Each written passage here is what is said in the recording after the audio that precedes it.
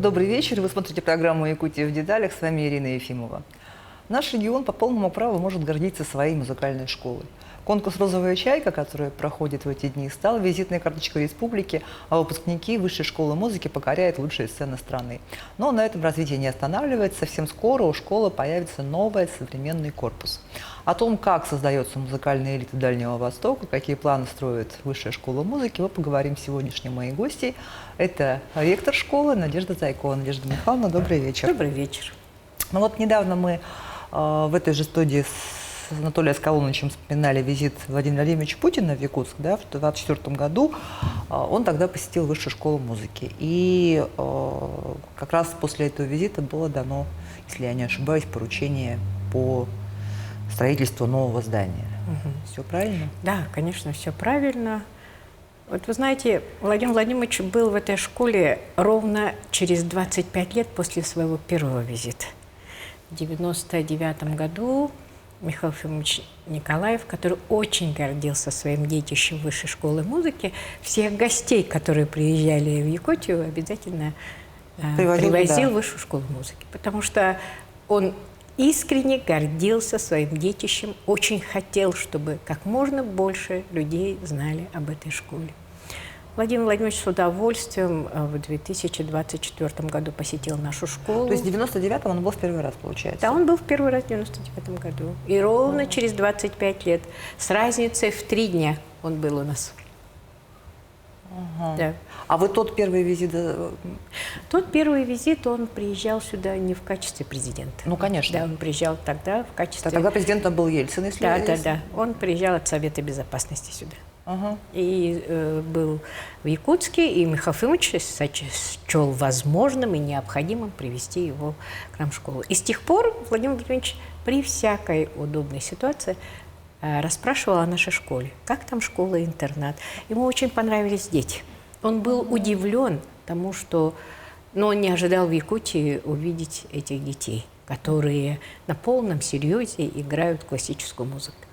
В этот раз Владимир Владимирович ведь приехал из-за того, что был в 99 году. Если бы он тогда не был бы, ну, я не знаю, ведь Якутия богата большим количеством разных предприятий, интересных событий, поэтому он мог к нам не приехать. Но он ведь в нулевых годах тоже приезжал, уже будучи президентом, как-то зимой. Да. Вот тогда он до Высшей школы не доехал, в 2007 году, когда он приезжал, ребята выступали в театре оперы и балета. Я вот как раз организовывала этот концерт, и он с удовольствием посмотрел выступление. Тогда там выступал духовой оркестр, там выступал симфонический оркестр и выступал ансамбль скрипачей. И он с удовольствием послушал тогда ребят, был доволен, пришел в Национальный художественный музей и очень хорошо отзывался о детях. О наших детях, которые обучались в Высшей школе музыки. И в этот раз, получается, приехал, посмотрел. Да, он... Здание с 99-го года, получается, не менялось. Да, ничего не изменилось. Он был в этом здании и видел, что на самом деле время свое, конечно, берет.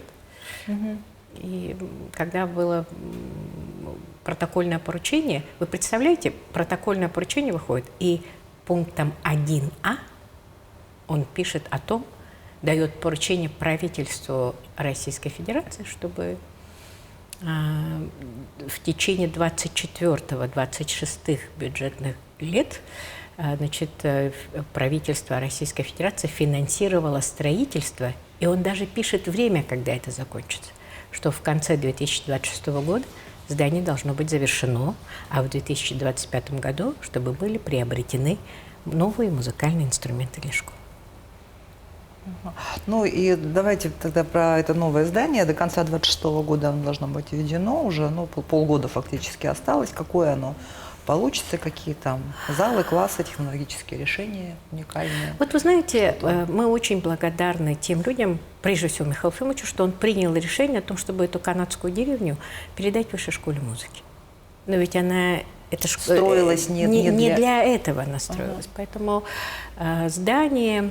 акустически, а музыкальное учебное заведение – это прежде всего звук, прежде всего звукоизоляция или акустические возможности помещений. Они, конечно, не были соблюдены. И сейчас впервые через 33 года после того, как школа заработала, мы будем иметь специальное, построенное для школы здание. Само здание построено в виде рояля.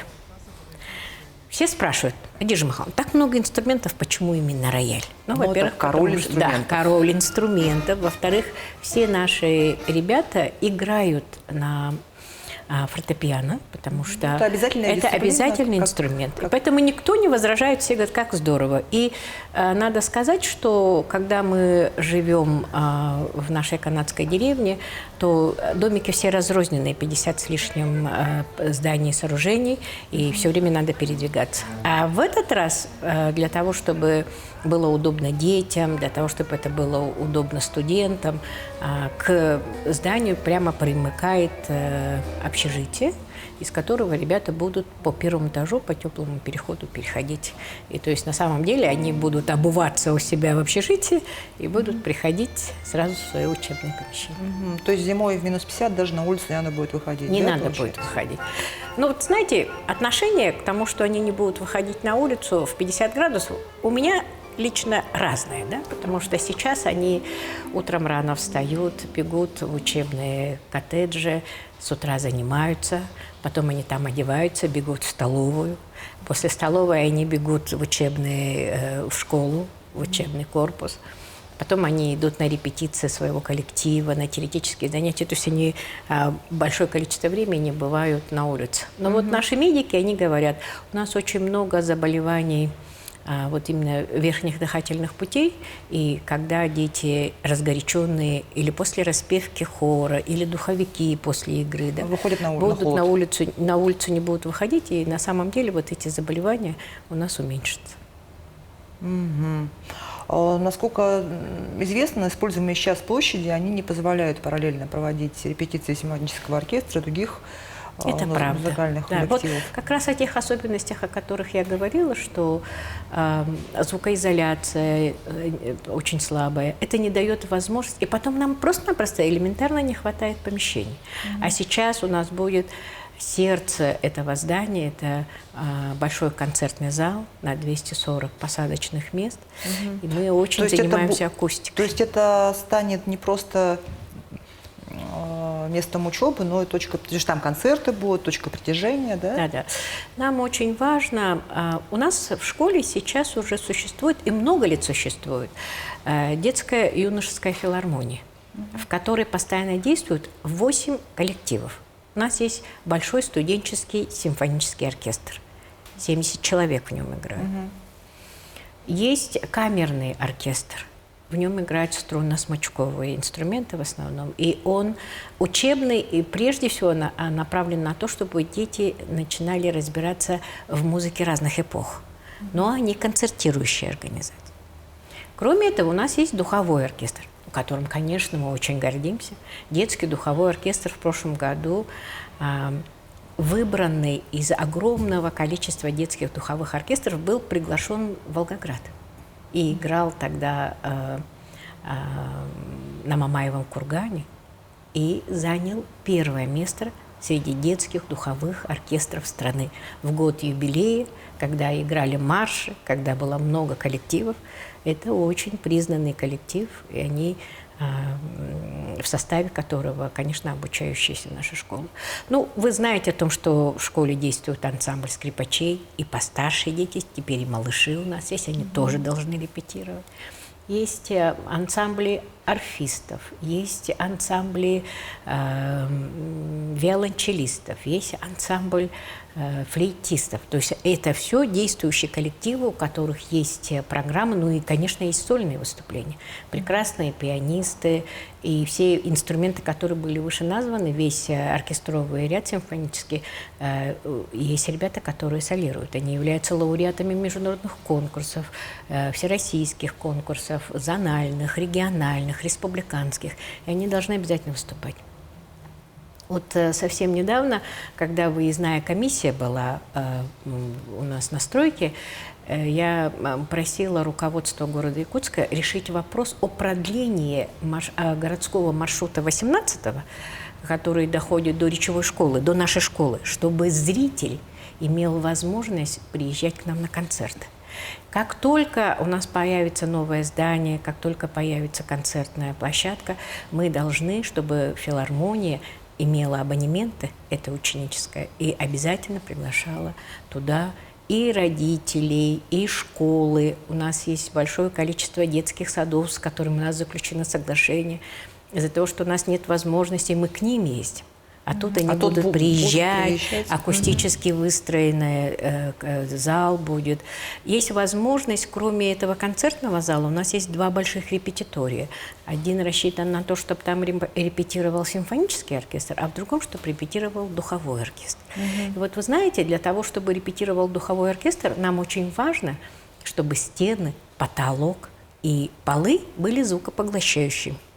А там, где будут репетировать струнно-смычковые, камерный оркестр, симфонический оркестр, нам очень важно, чтобы стены, потолки, полы были звукоотталкивающими. Они усиливали, резонировали звук, который исполняют эти инструменты.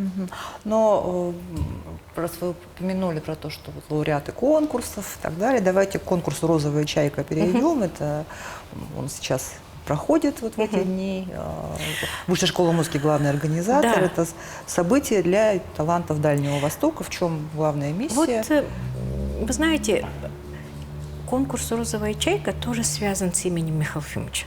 Потому что 13 лет тому назад, в 2013 году, он запускает проект в республике «Музыка для всех».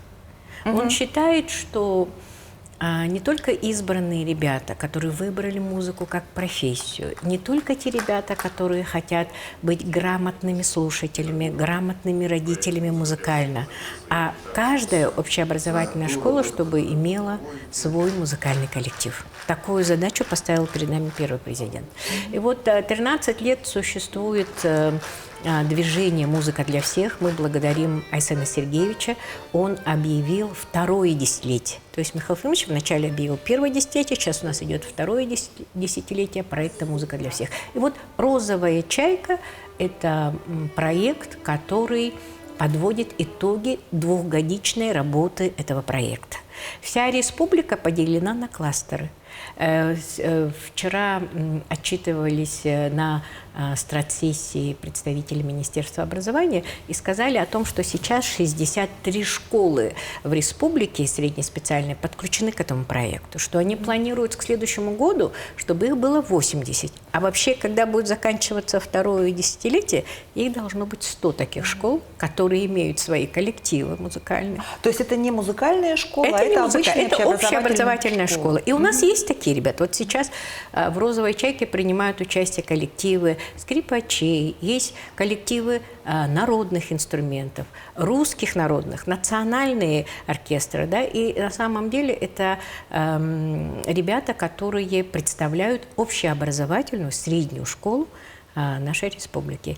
Приехали ребята из 21 района города, да, и играют, и представляют. По 9 номинациям идет сейчас конкурс, и в этих 9 номинациях принимают ребята вот из 21 улуса и города. А кроме этого, у нас есть возможность смотреть, чтобы принимали участие представители других регионов, 8 субъектов Российской Федерации, и самый дальний из них – Калининградская область. То есть это даже не дальневосточный, нет, уже это российский. международный конкурс. Он международный. Он так и Мгм. называется, международный. Ну и чтобы статус международного подтвердить, у нас принимают ребята участие школы из Монголии, принимают участие, ну, по традиции уже из Казахстана. И впервые в этом году у нас принимают ребята участие, играющие на национальных инструментах из Индии. Ого! Ого! Это очень далеко, но тем это очень важно, то, что за это время конкурс и это движение «Музыка для всех» осваивает новые территории. Это доказывает о том, что интерес к нашему конкурсу, он не такой, не местечковый только, да? Он расширяет свои границы, приезжают специально педагоги, обучаются тому, как мы здесь проводим эти конкурсы, как работают наши кластеры. И участники, получается, вот так вот издалека тоже едут ведь за Но собой. они, к сожалению, в этот раз, конечно, наши границы сейчас нас сдерживают, но мы дали возможность в этом году заочно принимать участие. И вот члены жюри, которые в этот раз к нам приехали из Новосибирска, к нам приехал Андрей Гуревич, он доцент и преподает в Новосибирской консерватории народные инструменты. Он направление русские народные инструменты, он возглавляет жюри в этом направлении.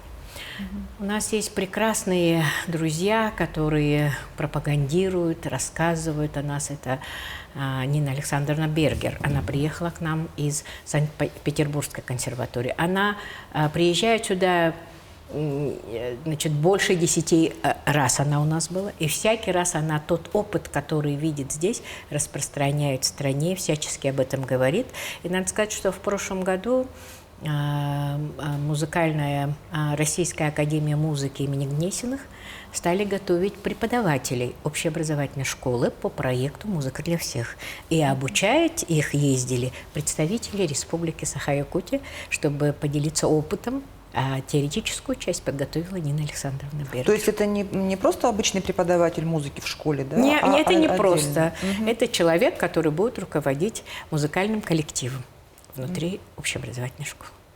Ну и у нас есть наш верный друг, представитель журналистики уже, музыкальный критик Мария Залесская. Она тоже не в первый раз приезжает, и всякий раз она проводит мастер-классы, разговаривает с ребятами, которые занимаются журналистикой. Ведь критика музыкальная, если есть столько коллективов и так далее, она начинается с того, что люди начинают писать о музыке. И этому тоже надо учить. И такие мастер-классы в рамках проекта значит, «Розовая чайка» проводятся постоянно. А вот как заочное участие проходит? Записывают ребята произведения и направляют, и потом здесь сидят и члены жюри. После того, как очную часть смотрят, они смотрят еще и заочную часть. Ну, то есть это аудиозапись или это на видео Нет, это записывают? видео. Это видео, потому что это должно быть подтверждено, что ребенок сам играет, а не кто-то за него. Ага. Видео, и обязательно оно должно быть не отмонтированное, Конечно, цельный оно, кусок. Там... да, там есть обязательное условие, что это цельным куском, что это не отмонтировано. Но это требование сейчас многие международные конкурсы для того, чтобы расширить географию. Наверное, в ковид научились, да? Вот. Да, это ковид. Вот надо сказать, да, что ковид нас много чему научил дистанционному. Но ведь конкурс объединяет и музыку, и хореографию. Да. Значит, вот второе десятилетие, если первое десятилетие, оно было целиком посвящено музыке, да, то у нас есть направления в хореографии, да, которые нужно обязательно поддерживать и пропагандировать. Например, бальные спортивные танцы. Да? Европейский стандарт, латиноамериканский стандарт. По большому счету балет направление это полностью ведет хореографическое училище. Они к нам подключились, балетная школа наша, да, имени Посельских. И, конечно, они следят за тем, чтобы обязательно ребята не просто 2 притопа, 3 прихлопа, да, а чтобы это было уже более высокого уровня направления. Они начинают работать с нами только во втором десятилетии. Я думаю, что когда мы будем подводить итоги хотя бы первых 5 лет второго десятилетия, там уже будет видно, как это направление развивается. Ну и какие-то хореографические коллективы в общеобразовательных школах. Да, но их много, да. Но наша задача заключается в том, чтобы не поднять, только... Да? Да, конечно, задача этого конкурса – эталонизация, показать эталонные образцы, и чтобы общеобразовательные школы к этому тянулись. А вот что дает победа или участие в «Розовой чайке» детям, спасибо. кроме… Какой хороший вопрос. Это очень важный для нас вопрос. 3-й раз мы проводим этот конкурс, и впервые Министерство просвещения Российской Федерации включило этот конкурс в перечневые. Есть перечневые олимпиады, есть перечневые конкурсы, и мы впервые попали в этот перечень, что дает возможность ребятам при поступлении в ВУЗ творческого направления получить дополнительные баллы. Это точно так же, как в высшую школу музыки, это точно так же по всей стране. В любой творческий вуз? В любой творческий вуз своего направления. Хоть в консерваторию? Хоть в консерваторию, хоть в балетную школу, училище, они могут поступить. Высшее учебное заведение. Им идут дополнительные баллы. Учебное заведение само принимает решение, вот перечневые конкурсы, чтобы им баллы добавлялись. Чаще всего это 2-3 балла. Это очень важно. При высоком конкурсе это определяющее. Школа носит имя первого ректора Василия Андреевича Босикова. Как его наследие, его идеи интегрированы Василий Афанасьевич Босиков, он, современные? во-первых, он почетный гражданин нашей республики. Он соратник Михаила Ефимовича. Михаил Ефимович свое детище поручил лауреату государственной премии, заслуженному работнику культуры Российской Федерации Василию Афанасьевичу Босикову, потому что ему было очень важно, чтобы первоосновы были хорошие. И Василий Афанасьевич на 3 столпах держится наша школа. Во-первых, это педагогические кадры. Первые года это формирование преподавательского состава. Я очень горжусь тем, что преподаватели, которые в самом начале вместе с Василием Афанасьевичем открывали эту школу, они на самом деле сейчас тоже продолжают работать в школе. Это очень важно для нас, что преемственность сохраняется. Безусловно, сейчас появились молодые педагоги. Еще больше я горжусь тем, что это выпускники Высшей школы музыки, которые уехали в центральные вузы, закончили магистратуру, ассистентуру, прошли там практику, вернулись обратно и закрепились в своей родной школе. Они знают все традиции, они выросли, они находились на месте тех ребят, которых сейчас готовят, они знают все сложности, они знают свою столовую, они знают, как работает общеобразовательная школа, как ходить, как одеваться. А как вы мотивируете выпускников возвращаться? Потому что это же такая вообще проблема в целом, отток молодежи. Вот вы знаете, в центральные регионы. Как вы их... Владимир Владимирович Путин 3-м пунктом своих протокольных поручений поручает Высшей школе музыки организовать и провести международный конкурс «Симфония добра».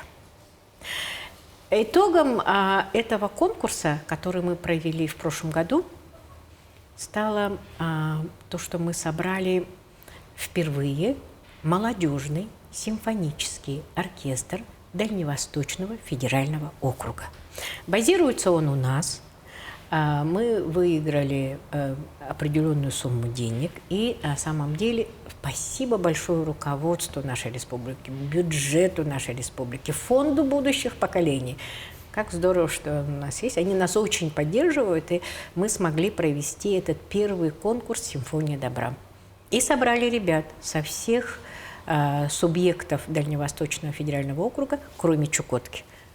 Чукотка, к сожалению, единственный субъект Дальневосточного федерального округа из 11, в котором нет среднеспециальных учебных заведений, которые готовили бы музыкантов. То есть музыкального училища? Музыкального училища нету, да, и колледжа нету. А во всех других субъектах ребята учатся. Они приехали к нам сперва на конкурс. Мы приняли решение, что по итогам конкурса мы обязательно сыграем хоть несколько номеров. Это было важно для нас, да? Мы обещали, и руководству нашей республики, и Минвосток развития, потому что на самом деле цель-то одна, чтобы ребята друг друга узнали, чтобы они могли иметь свое творческое сообщество, чтобы они не бежали только куда-то далеко-далеко за пределы Дальневосточного федерального округа, и лучше всего в Китай, где будут платить неплохие деньги в симфонических оркестрах и так далее, а чтобы у них появилась возможность. И надо сказать, к тому времени, когда мы создавали этот оркестр, в Дальневосточном федеральном округе, в принципе, как и сейчас, конечно, симфонические оркестры полные существуют только у нас, только во Владивостоке и в Хабаровске. В других городах, к сожалению, симфонических оркестров таких больших нет. Поэтому ребята впервые приехали и поиграли с настоящим симфоническим оркестром. Вот так. И мы, надо сказать, тоже благодарю Айсену Сергеевичу, он поддержал нашу идею. Мы планируем осенью, в конце августа, в начале сентября, гастроли. Потому что мы хотим, чтобы симфонический оркестр послушали не только в Якутске. Его уже 3 раза здесь слушали. Мы проводили сессии, и ребята приезжали и здесь играли. Мы сядем на поезд. Перед выездом будем играть в Нижнем Бестяхе, потом сядем в поезд, доедем до Благовещенска, доберем там ребят, и там будем выступать в Большом культурном центре. В Благовещенске? Благовещенске. У нас там есть афиши, и нас очень ждут там. Потом мы переедем в Хабаровск, и там мы будем выступать в филармонии краевой. Они нас уже в репертуар поставили, афиши уже развесили, билеты уже продают. Поэтому мы, на самом деле, будем выступать в Хабаровске. Потом где-то к 1 сентября мы приедем во Владивосток и планируем принять участие в основной программе ВЭФ. Восточного экономического форума. Да. До 4 сентября мы должны там выступать. Слушайте, звучит здорово, ну и Владимир Владимирович же всегда тоже на ВЭФ приезжает, вот, наверное, порадуется. Да, кстати, из Благовещенска можно было бы и в Китай съездить, и в Хэйхэй, и там выступить. Ну вот совсем недавно к нам приезжали строительная компания из Китая. Да? Они очень заинтересовались строительством нашей школы. Они от руководства республики знают о нашем коллективе. И очень просили, ну, предлагают, не знаю, получится или нет, нельзя загадывать, ну, гастроли по Китаю. Начать в Харбине, закончить в Шанхае. Ну, это несколько городов. Ну, посмотрим. Как это, поживем, увидим. Но пока безвизовый режим, можно же пользоваться. Вот такой еще вопрос, как вот в стенах академического учреждения у вас же классическое европейское музыкальное образование, и в то же время вот глубокое какое-то погружение в национальную традицию, при том, что, ну вот я как самый известный пример, это вот Алена Утай Подлужная, да, которая выпускница Высшей школы музыки и просто пропагандистка якутской культуры, хамуса. И этим духом она пропиталась как раз в стенах ВШМ. Вот для того, чтобы, я вот все время говорю, чтобы сохранить лицание общее выражение, да, нам очень важно, чтобы музыкант слышал звуки. И не только музыкальные. Он должен слышать речь, родную речь. Он должен понимать, как выстроены интонации, какие есть длительности, чтобы понимать якутскую музыку. Самое первое и самое главное – это то, что в репертуаре коллективов и вообще в обучающей программе, спасибо большое Союзу композиторов Якутии, наши ребята играют много якутской музыки. Даже сейчас, когда мы поедем на гастроли и когда мы собираем дальневосточный молодежный симфонический оркестр, мы всегда в репертуаре должны иметь местных авторов. Ребята должны слышать и понимать, какая разница есть. Это одно. Во-вторых, для того, чтобы ребята осваивали, понимали свою культуру, осознавали ее, очень важно, чтобы они были в среде. Поэтому в школе традиционно, эта традиция заложена Василием Афанасьевичем Босиковым, тем, кто создавал эту школу, ежегодно проводятся эсэхи. Со всеми обрядами, ритуалами, со всеми осохаями, запевалами осохаи выступают прежде всего ребята разных классов, от мала до велика. Они все вначале с акцентом, чуть старше уже без акцента. Начинают... То есть они таюк поют? И таюк поют, и чабархах, и читают стихи на якутском языке, и песни поют на якутском языке. Это очень важно для них. Во-вторых, я очень благодарна воспитателям нашей школы. Дети ведь живут в коттеджах, и им воспитатели очень помогают в освоении родного языка, чтобы они знали, как называются предметы бытовые на якутском языке, как обращаться друг к другу. Это очень важно, потому что в нашей школе обучаются не только дети из нашей республики, это раз, а во-вторых, дети, которые сейчас приезжают, к сожалению, уже оторваны от своего родного языка, и поэтому у нас есть задача, чтобы они понимали и слышали звуки. Звуки. Музыкант – это прежде всего звуки. Ну и, конечно, я должна благодарить столовую нашу, потому что мы пытаемся, чтобы дети питались и пробовали якутскую кухню. Это тоже для них важно, чтобы они вкушали, понимали, значит, целую культуру. Мы воспитываем не просто музыканта, хорошего исполнителя, мы бы очень хотели, чтобы это были люди, знающие свои корни, историю, быт, чтобы они понимали обряды, ритуалы, народную педагогику. Ведь из этого состоит наша жизнь. Вот национальные инструменты якутские есть им место? Нет, национальные инструменты... Варган, там тот же хамус, да, они варган слышат, и я хочу... Кырымпа. Ну, это, конечно, потому что они в обязательно у них в программе есть посещение коллективов существующих. И вот надо сказать, что наша республика в этом отношении удивляет ребят, которые приезжают из Владивостока, из Хабаровска даже. Они говорят, у нас 3 театра, почему у вас так много? А у нас есть театр танца, у нас есть театр эстрады, у нас есть театр малочисленных народов. Театр Ланхо. Театр Ланхо есть. То есть на самом деле, и когда ребята сюда приезжают, мы обязательно их вводим. Показываем театр опербалета, Саха-академический театр, Русский академический театр. Это производит на них неизгладимое впечатление, потому что они удивляются разнообразию. Мы вводим их в музеи, показываем им музей музыки и фольклора, музей хамуса. Они удивляются количеству и разнообразию учреждений культуры в нашей республике. А появляются ли у вас новые направления подготовки, современные, ну, не знаю, звукорежиссура, менеджмент? Значит, все, что касается звукорежиссуры, это все-таки очень сложно. Мне кажется, что прежде всего ребята, которые будут звукорежиссерами, не операторами, а именно звукорежиссерами, они должны обучаться этому в Центровозе, в Московской консерватории, в Санкт-Петербурге. Сейчас эти направления в Казанской консерватории, в Новосибирске очень развиваются. А наша задача заключается в том, чтобы мы помогли во-первых, тем, кто массово должен...